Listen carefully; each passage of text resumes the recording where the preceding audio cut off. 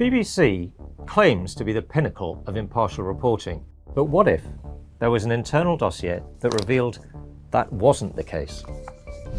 The Telegraph has seen a letter that reveals one of the BBC's own independent advisors repeatedly warned that the broadcaster had serious and systemic problems. A week before the US election, BBC Panorama released a documentary called Trump: A Second Chance, and in it, they played the following clip. We're going to walk down to the Capitol, and I'll be there with you, and we fight. We fight like hell. But Trump didn't in fact say this at all. The BBC spliced together two clips that took place 54 minutes apart. So let's go through it again. We're going to walk down to the Capitol, and I'll be there with you. Now, see there, between Capitol and, that's a cut. Here's what Trump actually said. We're going to walk down to the Capitol, and we're going to cheer on our brave senators and congressmen and women. It's different. It wasn't until nearly an hour later that he then said the second part of the BBC's version. We're going to walk down to the Capitol, and we fight. We fight like hell. Now, it's true that a lot of people will still feel Trump's claims that in 2021 the election was stolen were entirely inappropriate and unbecoming of a figure in politics. But irrespective of your personal views on Trump, the question remains, how is a national broadcaster funded by taxpayers on the premise that it will provide impartial reporting allowed to splice together content in a way that one of its own advisors said materially misled viewers? And we're not even done yet. The footage Panorama showed of the Proud Boys marching towards the Capitol building, seemingly spurred on by Trump's rousing speech, well, that was actually taken before he'd even addressed the crowd. In fact, the BBC themselves later published a report at odds with Panorama's own timeline. These are the Proud Boys, another right-wing militia, seen a little earlier that morning. Out of your boy! Donald Trump will not appear for another hour or so, but they're already heading towards the Capitol. They even time-stamped the footage to show that the march began at 10:58 a.m., well before Trump's midday speech.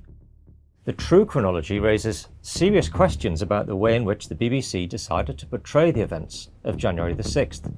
In fact, the memo highlights that shortly after the first extract of Trump's speech, the now president actually said, I know that everyone here will soon be marching over to the Capitol building to peacefully and patriotically make your voices heard. The BBC advisor who wrote this report claimed Panorama's editing was completely misleading, as Trump did not explicitly exhort supporters to go down and fight at Capitol Hill.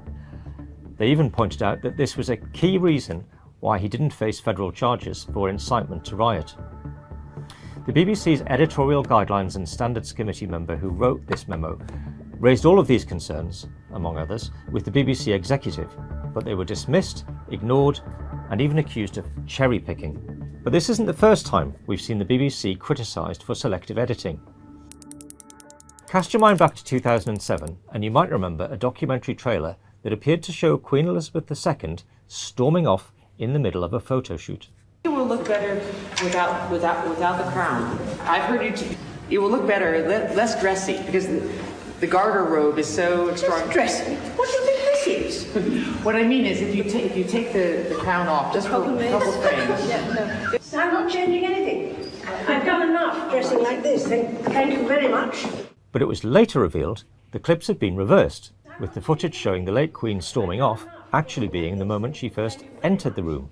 And those seemingly cantankerous comments made during the photo shoot, well, they were just some well-intentioned sarcasm.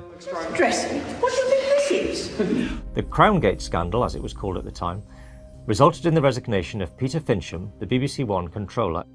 Now, 18 years later, it appears the broadcaster has not learnt its lesson.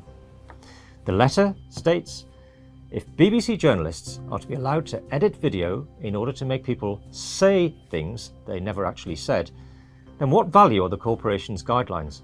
Why should the BBC be trusted? And where will this all end? Remember, those aren't my words. They're the words of someone who sat on the Editorial Standards Committee. Should Tim Davie, the now Director General, face the same level of accountability that Peter Fincham did in 2007? Well, that remains for the BBC to decide. But if members of its own Editorial Standards Committee have no faith in the broadcaster, you have to ask, should we?